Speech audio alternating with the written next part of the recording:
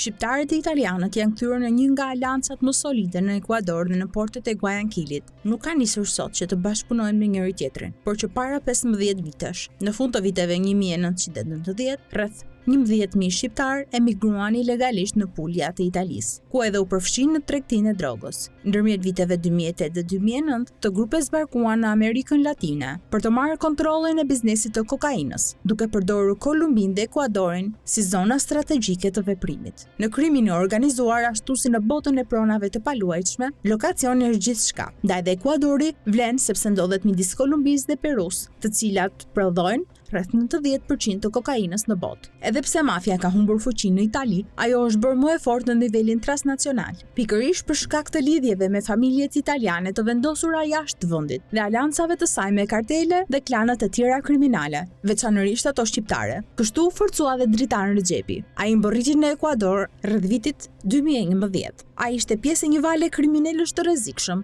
që kishin lidhje të thella me grupet kriminale në Europë. Shqiptari kishte shumë identitete të rreme, por në Ekuador u paraqit si një biznesmen grek, edhe pse atëherë ishte një nga kriminalët më të kërkuar në Europë. Në Ekuador, ai ndërtoi rrjetin e tij duke përdorur kompani legjitime me të cilat trafikonte kokainë. E kishte të lehtë të krijonte kontakte në të gjitha nivelet për shkak të rrjedhshmërisë së tij në gjuhën spanjishte, italishte dhe anglishte. Po ashtu, ai kishte kontakte edhe me mafiozët italianë, të cilët vepronin në Guayaquil me modele të ngjashme kriminale, të orientuar për të dërguar kokainën në Europë. Pavarësisht influencës, Rexhepi u arrestua në Guayaquil në vitin 2014, i akuzuar për trafik droge së bashku me bandën e tij prej 10 antarësh. Në atë kohë, ai mbante emrin Lulzim Murataj. Ndaj policia ekuadoriane kërkoi informacion nga Interpoli për të verifikuar nëse pasaporta e tij ishte e ligjshme. Vendi i parë që u përgjigj ishte Italia, ku Rexhepi ishte arratisur në vitin 2011. Autoritetet konfirmuan se ai ishte një bos i rrezikshëm droge dhe kërkuan ekstradimin e tij.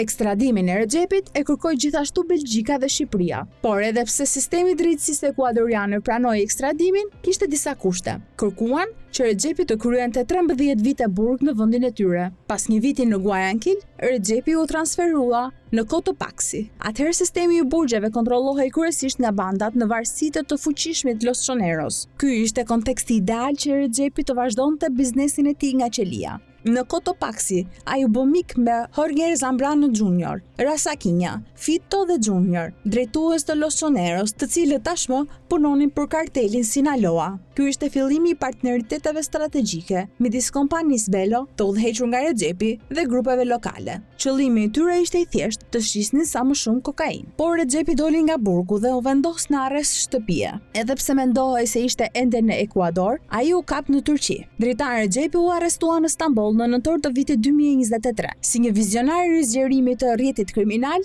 ai ishte vendosur në Turqi me pasaportë kolumbiane. Plani i tij ishte të kthente vendin në një korridor për lëvizjen e drogës në lindje drejt Rusisë dhe Kinës. Plani i tij ambicioz dështoi kur u arrestua pas kërkesave për ekstradim nga Italia dhe Shqipëria. Ai u soll në Shqipëri dhe tashmë po vuan dënimin.